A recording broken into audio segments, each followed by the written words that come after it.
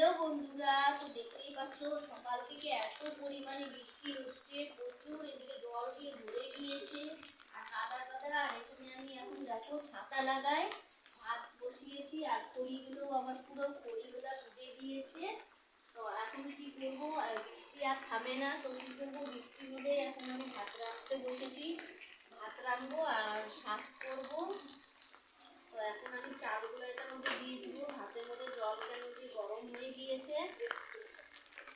আর এত পরিমাণে বৃষ্টি সকাল থেকে কি বলবো বন্ধুরা। তো এখন প্রায় 12টা বেজে গিয়েছে, আমি এখন ভাত রাঁধতে বসেছি। তো দেখতেই পাচ্ছ খড়িগুলো জ্বলছে না, অনেকক্ষণ ধরে উনানটা জ্বলছে না, চেষ্টা করলাম অনেকক্ষণ ধরে ধরানোর জন্য, তো ধরলো। এখন আমি এখানে ভাত বসাবো।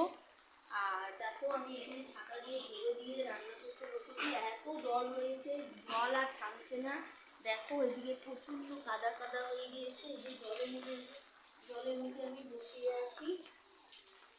তো যাই হোক বন্ধুরা, তো খড়িগুলো পুরো ভিজে গিয়েছে, রান্না তো করতেই হবে, খেতে তো হবেই। তাই আমি এখন ভাতটা বসিয়ে নিলাম তাড়াতাড়ি করে। ভাতটা বসিয়ে এতক্ষণ পর উনানটা ধরলো, মানে উনান জ্বলছিলই না, ধোঁয়া ধোঁয়া হচ্ছিল পুরা। তো দেখো আমাদের খড়ি টড়ি সব ভিজে গিয়েছে, কি করবো এখন এখানেই বসে রান্নাতে বসলাম।